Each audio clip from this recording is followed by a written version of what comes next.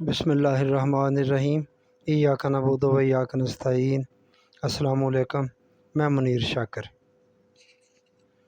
میں عرض کر رہا ہوں قانون کے حوالے سے، اگر تم یہ کرو گے تو اس کا یہ نتیجہ ہوگا، تو اس کا یہ نتیجہ ہوگا۔ یہ ایک اٹل حقیقت ہے، اور اللہ کے احکامات بالکل اسی طرح ہی ہیں۔ ان کے ساتھ حکم دیا، ساتھ اس کا نتیجہ بتایا کہ اس کا نتیجہ یہ نکلے گا۔ یہ اس کی یہ بھی کتنی بڑی مہربانی ہے کہ وہ تمہارا کام ہوا بھی یا نہیں ہوا جو تم نے کیا۔ اگر وہ نتیجہ نکلا تو اوکے، وہ کام جو تم نے کیا ہے وہ ہو گیا۔ جو اگر وہ نتیجہ نہیں نکل رہا یا نہیں نکلا تو وہ اس عمل کو آپ جتنی بار مرضی دہراتے جائیں، اگر وہ نتیجہ نہیں نکلا تو وہ عمل آپ کا نہیں ہو رہا۔ اس پر جتنا بھی آپ نے وقت ضائع کیا، جو وہ ضائع کیا، اور جتنی بھی محنت لگائی وہ محنت ضائع گئی، آپ کی وہ وقت بھی ضائع گیا، سب کچھ ضائع ہو گیا۔ حبطت اعمالہم، ہم نے ان کے اعمال ضائع کر دیے۔ یہ اس طرح کی بات ہوتی ہے، پھر وہ اعمال سارے ضائع ہو جاتے ہیں۔ یہ اس کی مہربانی بتایا کہ اس نے یہ کام کرو گے تو یہ نتیجہ ہوگا۔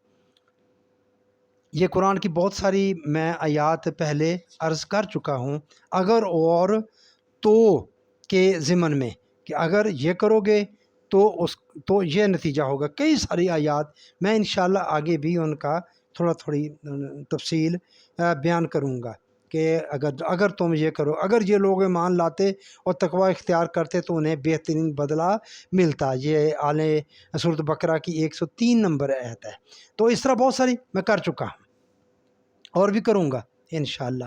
اور ان آیات سے یہ حقیقت نکھر کر سامنے آ جائے گی یا آ جاتی ہے کہ اللہ تعالیٰ نے انسان کے سامنے دو ممکنات رکھ دیں اور اس سے کہہ دیا کہ ان میں سے جو راستہ چاہو اختیار کر لو، لیکن اتنا سمجھ رکھو کہ اگر تم نے یہ راہ اختیار کی تو اس کا نتیجہ یہ ہوگا، اگر وہ راستہ اختیار کیا تو اس کا مال وہ ہوگا، اس کا انجام وہ ہوگا، وہ بھی بتا دیا۔ اب یہ بات ہے۔ اچھا، اب یہ بات دیکھیں، اس میں سے میں پھر وہی بات کروں گا۔ یہ بات کس بندے کے سامنے رکھی جا سکتی ہے؟ اس بندے کے سامنے جو صاحب اختیار و ارادہ اور عقل ہے۔ آپ کوئی کسی اندھے بندے کو تو نہیں کہیں گے کہ دیکھ کر چلنا ورنہ کنویں میں گر جاؤ گے۔ اگر تم آنکھیں کھول کر چلو گے تو گڑھے سے گرنے سے بچ جاؤ گے، گڑھے میں گرنے سے بچ جاؤ گے۔ یہ آنکھیں کھول کر جو آنکھوں والا بندہ ہے اس کو ہی کہہ سکتے ہو۔ تو یہ جو دو راستے اس نے ہمارے سامنے رکھ دیے ہیں تو وہ اسی لیے رکھے ہیں کہ ہم صاحب اختیار و ارادہ ہیں، ہم صاحب عقل ہیں۔ سمجھ آئی؟ یہ بات میں کہنا چاہتا ہوں پوری طرح۔ اگر اس میں وہ خود مداخلت کر دے، کسی کو پکڑ کے ایک رستے پر لگا دے، کسی کو پکڑ کے دوسرے رستے پر لگا دے، تو بھائیو پھر وہ صاحب اختیار و ارادہ بندہ نہیں رہے گا۔ پھر دو راستے رکھنے کا مقصد ہی فوت ہو گیا، وہ مقصد ہی کچھ نہ رہا۔ پھر کیا ہے؟ بے مقصد کام وہ کرتا ہے، نہیں کرتا۔ پھر اور بات آگے اس نے پوچھنا ہے، کہا ہے کہ ہمارا مان بالآخرت ہے، مرنے کے بعد ہم سے حساب کتاب ہونا ہے، ہمارے کاموں کا جواب ہم سے پوچھا جانا ہے، جو کام کیے ہیں کیوں کیے ہیں، جواب دہی ہونی ہے۔ تو یہ اسی صورت میں ہی ہو سکتی ہے جب ایک آزاد اور خود مختار بندہ کام کرے گا جو صاحب عقل اور صاحب اختیار ہوگا، تو اسی سے ہی آپ پوچھا جا سکتا ہے یہ کام تم نے کیوں کیا۔ تو خیر، یہ میں اتنی بات دوبارہ دہرا دیتا ہوں، یعنی کہ دو راستے رکھ دیے، اتنی بات، دو راستے رکھ دیے اور دونوں کے نتائج بتا دیے۔ یہ کرو گے تو یہ نتیجہ، یہ کرو گے یہ نتیجہ، سچ بولو گے تو یہ نتیجہ، سچ نہیں بولو گے تو یہ نتیجہ بتا دیا۔ اچھا، اسی کو غیر متبدل قانون کہا جاتا ہے۔ جب بتا دیا یہ ہوگا نتیجہ اور اس کو وہ غیر متبدل ہے، وہی ہوگا اور کچھ نہیں ہو سکتا۔ یہ نہیں ہو سکتا کہ آپ سچ بولیں تو آپ کو جو جھوٹ والے ہیں وہ نقصانات مل جائیں، یہ نہیں ہو سکتا۔ اور سچ نہ بولیں تو آپ کو سچ والے فائدے مل جائیں، وقتی طور پر ہو سکتا ہے، لیکن الٹیمیٹ نقصان آپ کا نقصان ہوگا اس میں سچ نہ بولنے کا۔ اگلی بات، اسی کو غیر متبدل قانون کہا جاتا ہے جو تبدیل نہ ہو، یہ تبدیل نہیں ہو سکتا۔ اس کو وہ خود بھی کہتا ہے کہ میں اپنے وعدے خلافی نہیں کرتا، اور اللہ تبدیل بھی نہیں کرتا۔ وہ اپنی بات سے جو مکر جائے اس کو کیا کہا جائے؟ اللہ تک بالکل نہیں ایسا ہو سکتا۔ ہم انسانوں کو بات سے مکر جائے تو اس کو کیا کہتے ہیں، اس کی کیا عزت ہوتی ہے؟ وہ تو اللہ ہے، وہ اپنی بات سے کیوں مکرے؟ اسی کو غیر متبدل قانون کہا جاتا ہے، اور اس قانون کا مقرر کیا جانا یہ بڑی اہم بات ہے۔ اور اس قانون کا مقرر کیا جانا تقدیر کہلاتا ہے، تقدیر کہلاتا ہے، یعنی انسانی عمل کا قانون خداوندی کے مطابق فطری نتیجہ۔ انسانی عمل کا قانون خداوندی کے مطابق فطری نتیجہ، اس کو تقدیر کہتے ہیں۔ اس پر تو بات ہی نہیں کرنی، اس پر تو نبی اکرم صلی اللہ علیہ وسلم منع ہے بات کرنا۔ آپ کے سامنے صحابہ بات کر رہے تھے، روایت ہے نا، روایت لے آئے تو وہ بات کر رہے تھے، آپ نے سنی اور آپ کا رنگ سرخ ہو گیا، انار کے سرخ، جو سرخ انار ہوتا ہے اس کے دانوں کی طرح آپ کا رنگ غصے سے سرخ ہو گیا۔ تو اس پر تو بات ہی نہیں کرنی، تقدیر پر تو بات ہی نہیں کرنی۔ تقدیر ہے کیا؟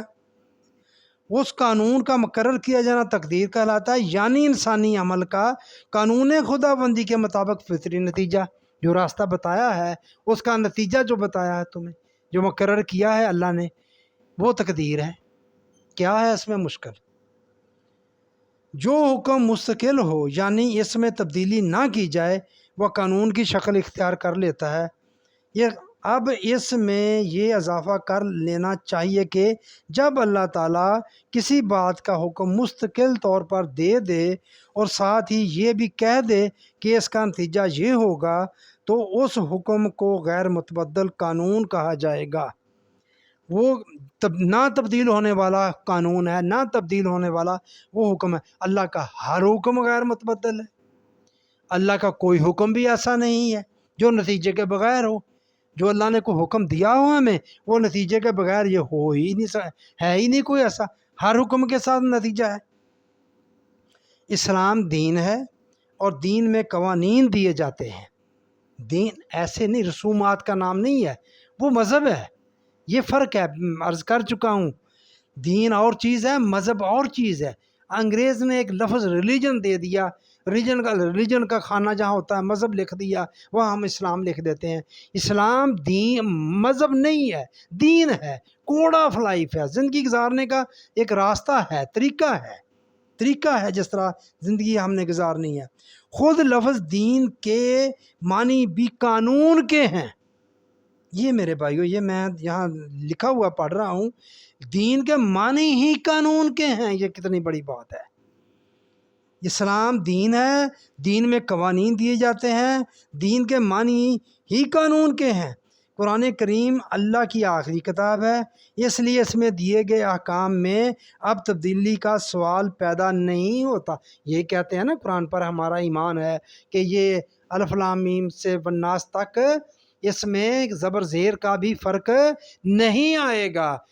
جو نبی اکرم صلی اللہ علیہ وآلہ وسلم کے پاس قرآن تھا، یہ وہی قرآن ہے ہمارے پاس، یہ وہی قرآن ہے۔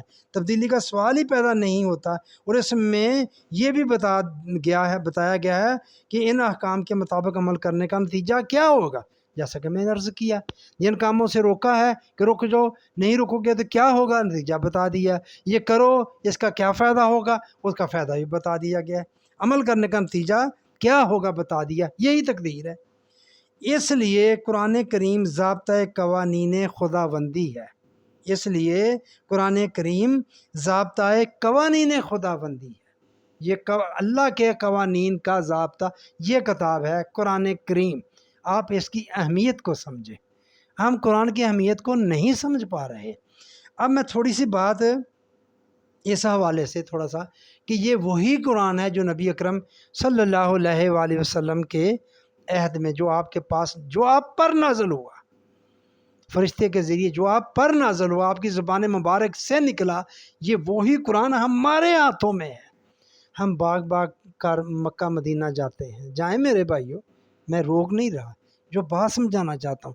ہم زیارات کے لیے بھی وہاں جاتے ہیں، احد کو محبت سے دیکھتے ہیں کہ یہاں نبی نے غزوہ جنگ لڑی ہے، وہ بات الگ ایک بنا دی، جو بھی اس کو چھوڑیں کہ احد نبی سے پیار کرتا ہے اور نبی احد سے پیار کرتا ہے، لیکن ہم اس لیے جاتے ہیں کہ یہاں دیکھتے ہیں، ڈھونڈتے ہیں، وہ نظریں وہ اس جگہ پہنچ جاتے ہیں، اس وقت پر پہنچ جاتے ہیں جب جہاں جنگ ہو رہی تھی، لڑ رہے تھے، زیارتیں یہ کنواں ہے، اس میں آپ نے جو بھی اس کی نسبت ہے، یا ہم جاتے ہیں سعدیہ، حلیمہ سعدیہ کے اس کی جھونپڑی کی طرف سفر کرتے ہیں، کس لیے کہ وہاں نبی اکرم صلی اللہ علیہ وآلہ وسلم کی نسبت ہے۔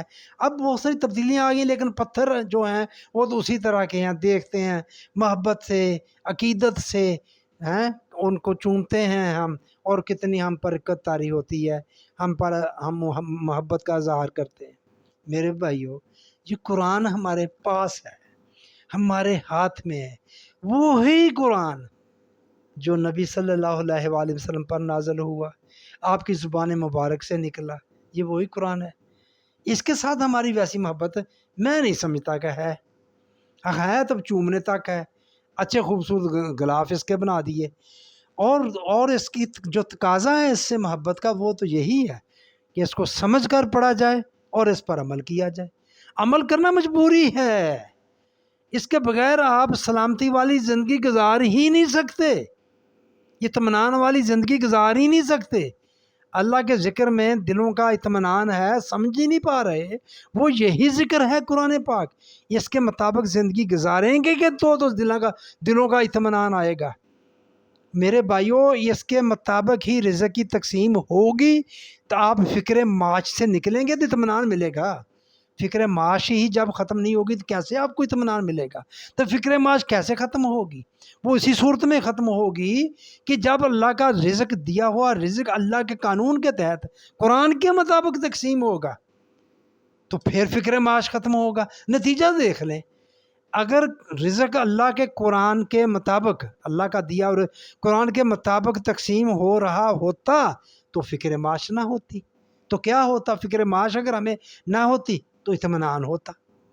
دیکھیں اللہ کا قانون، یہ قانون کس طرح لاگو ہو رہا ہے، قانونی بات ہے، سیدھی سی بات ہے کہ نہیں ہو رہا، ہم اسی پر مطمئن ہو گئے ہیں، یہودیوں کے سرمایہ داری نظام پر ہی مطمئن ہو کر بیٹھ گئے ہیں، آگے ٹٹولتے ہی نہیں ہیں، آگے چلتے ہی نہیں ہیں۔ میں اس پر آگے بات کروں گا، ہم اس پر بیٹھ گئے ہیں، بس اسی کو دین بنا کر پیش کر دیا، اسلام بنا کر پیش کر دیا، یہ اسی یہودیوں کے سرمایہ داری نظام کو۔ تو بس سر دست میں یہی آپ سے عرض کرنا چاہتا تھا، تو میں نے اس کا آگے بھی انشاءاللہ اس قانون کے حوالے سے بات ہوتی رہے گی۔ آپ ذرا اس پر تقدیر پر ضرور غور کرنا کہ یہ تقدیر جیسے کہ ہم نے بنا دی گئی ہے، یہ اصل میں حقیقت میں چیز کیا ہے، چونکہ ہمارے وہ قائد جو بنائے ہیں تو اس کے لیے ضروری ہے کہ لوگوں کو تقدیر پر چپ کرایا جائے، یہ بولیں ہی نہ، اس پر بات ہی نہ کریں، منع ہے یہ چیز۔ تو یہ بھی بات بتا دی کہ جو قانون وہ مقرر کیا ہے، یہ کرو گے تو یہ ہوگا، یہ قانون ہے۔ تو میرے بھائیوں، یہ تقدیر ہے، اس قانون کا مقرر کیا جانا یہ تقدیر ہے، اور اللہ کی پوری کائنات اس کے قوانین میں جکڑی ہوئی ہے، قدم قدم پر جو ہے اس کے قوانین، جس نے وہ قوانین ڈھونڈ لیے، پا لیے، وہ آگے بڑھ گیا، وہ سلامتی والا رہ گیا، سلامتی سے آگے گزر گیا، سلامتی والے ماحول میں چلا گیا۔ انفرادیت کی بات نہیں ہے دین میں، اجتماعیت کی بات ہے۔ اجتماعی طور پر ہمیں ان قوانین پر عمل کرنا پڑے گا، اجتماعی طور پر کریں گے تو ہم سلامتی میں داخل ہوں گے، اسلام میں داخل ہوں گے، ورنہ نہیں ہوں گے۔ ایک ہی چیز ہے، مجبوری سمجھیں یا شوق سے اس کی طرف آ جائیں، وہ قرآن ہے، اسی کو اپنانا پڑے گا، اسی کو سمجھنا پڑے گا، اسی سے سمجھنا پڑے گا، قرآن سے ہی سمجھنا پڑے گا، تصریف آیات سے سمجھنا پڑے گا۔ اگر ٹکریں مارنی ہے کسی اور جگہ مارنے، کسی در پر ٹکریں مارنے کی بجائے اسی پر ٹکریں ماریں، اسی سے پوچھیں، بتائے گا۔ کچھ بھی نہیں چھوڑا اس نے جو ہمارے لیے کافی نہ ہو، قرآن کافی ہے۔ یہ سورہ عنکبوت کی غالباً 51 نمبر ہے کہ تمہارے قرآن ہمارے لیے کافی ہے، تمہارے لیے کافی ہے، کیا چاہیے؟ جب کوئی اور معاملے ہوتے کہتے ہیں اللہ ہمارے لیے کافی، ہم کسی اور جاتے ہیں دوسرے درباروں پر، معاملات پر، تو ہمیں غیر مقلد وہابی کہتے ہیں کہ کیا اللہ تمہارے لیے کافی نہیں ہے؟ بالکل درست بات کہتے ہیں۔ تو میں عرض کرتا ہوں، میں کیا عرض کرتا ہوں، قرآن کہتا ہے تمہارے لیے قرآن کافی نہیں ہے؟ پھر کسی اور جگہ پہ کیوں جاتے ہو؟ اسی سے ڈھونڈو، اسی سے نکالو اور نکلے گا، ہر چیز اس سے نکلے گی۔ بس میں یہی بات آپ سے عرض کرنا چاہتا ہوں، آپ کی مہربانی، آپ نے میری بات سنی۔